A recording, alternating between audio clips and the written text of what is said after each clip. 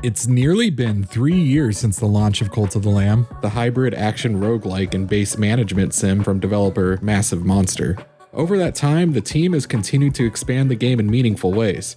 Since launch, players have received 4 major free updates, introducing new modes, mechanics, weapons, combat changes, and more. Whether you're a returning player or a newcomer, there's never been a better time to get indoctrinated, especially with the first paid expansion, Woolhaven, arriving later this month. Before that launches, let's break down all of the major additions added so far. The Lamb's adventure doesn't end after defeating the final boss. The Relics of the Old Faith update introduced a new post-game storyline that sees the Lamb facing the 4 bishops once again, this time in an effort to save their souls. And how exactly do you save their souls? By recruiting them into your flock. Each bishop comes with a unique follower form, custom dialogue, and their own quest line. It won't be easy though. To face these tougher crusades, the game requires you to sacrifice valuable followers while introducing new enemy types and more challenging boss encounters along the way.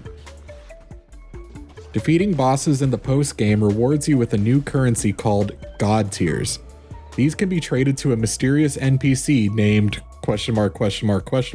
in exchange for powerful rewards, including previously missed doctrines, new fleeces, follower forms, and special necklaces that grant unique perks to your followers. While hunting for God Tiers, players will also encounter relics. These items grant powerful abilities that charge up as you attack enemies, essentially functioning as a swappable ultimate ability during crusades. Relics are managed by a new NPC named Shamak, who you'll encounter frequently throughout your runs. With over 60 relics to unlock, choosing the right one can make or break a crusade. Several updates also expanded doctrines, tarot cards, and curses, giving players more ways to specialize their runs. The Sins of the Flesh update introduced another major resource, Sin. This system heavily expands the base management side of the game. Followers can generate sin through specific rituals or by interacting with new buildings like drink houses. The Lamb can then absolve that sin and spend it on powerful mechanics, including breeding followers in a mating tent or re-indoctrinating dissenters. Sin can also be used to upgrade the interior of your temple, giving it a more elaborate and corrupted appearance over time. However, be careful, allowing sin to build up too much can cause a follower to become damned. These outcast followers will later reappear during crusades as hostile enemies. Drink houses and mating tents are just the beginning. The Lamb can now construct a hatchery and nursery to care for baby cultists. Kitchens have also been added, allowing you to assign a follower to cook meals on your behalf. For overcrowded camps, shared shelters let multiple followers bunk together under one roof. Fans of the Knucklebones minigame can now build a dedicated table in camp, allowing the Lamb to challenge followers of varying difficulty. There's also a drum circle that introduces a simple rhythm game, similar to Guitar Hero, which fills your followers with sin. Sadly, there's no Through the Fire and Flames track included. Combat has also seen significant upgrades. Crusades include new encounters and traps that force the Lamb to be quick on their feet when moving around the stage. A new crown skill called Weapon Mastery unlocks powerful heavy attacks for each weapon type. For example, the heavy attack for the axe weapon will now throw it like a boomerang.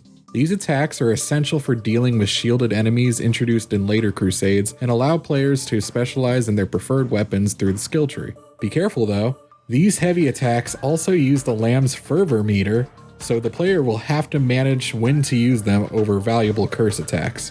The blunderbuss weapon type was also added, providing a high-risk, high-reward ranged option. It features an ammo counter above the player's head and automatically reloads over time. As expected, it deals significantly more damage at close range. For players who favor a specific weapon, the Force Weapon Accessibility option allows that weapon type to always spawn at the start of a crusade run.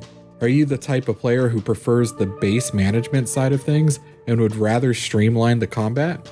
No problem, as the accessibility menu also gives options like unlimited HP and unlimited fervor for you to play around with. Does taking time away from your base to handle a crusade give you a bit too much anxiety knowing that your followers may need your holy guidance at camp? If so, ticking stop time on crusade may be for you. If you are the type of player who prefers the combat side of things and would like to streamline some of the base management, make sure you check out the auto cook, craft, and fish options. It's your cult, you should be able to run it however you want after all. A photo mode was added, letting players capture screenshots of their camp and the strange, often unsettling interaction between followers. Stickers can also be added to images through the in-game gallery. The Don't Starve Together crossover update introduced penitence mode for new save files. This mode adds survival mechanics like hunger and sleep meters for the lamb. Failure in this mode permanently deletes your save file, so careful planning is essential. If you want to avoid the extra survival mechanics, but still have the ever-looming threat of a permadeath mode, well, there is a toggle for that as well when you start a new game. Postgame players can also unlock Purgatory, which becomes available once per in-game day. Unlike standard Crusades, time is frozen while in Purgatory, allowing players to tackle dungeon gauntlets or boss rushes to earn additional god tiers.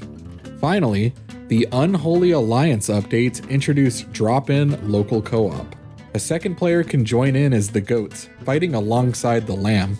If you're feeling competitive, you can face your comrade in a Knucklebones match too. If you like the goats' look, you can even play as them solo by equipping a special fleece. So that's everything major added to Cult of the Lamb over the years, but Massive Monster isn't done yet. The Woolhaven paid expansion launches January 22nd and introduces a new winter-themed map where your cult will need to survive and thrive in harsher conditions. Players can also expect new dungeons, abilities, structures, and a massive animal ranching system. Be sure to check out our coverage as Woolhaven launches, and don't forget to visit our Cult of the Lamb wiki for tips and tricks to help your flock flourish. For everything else in gaming, keep it here on IGN.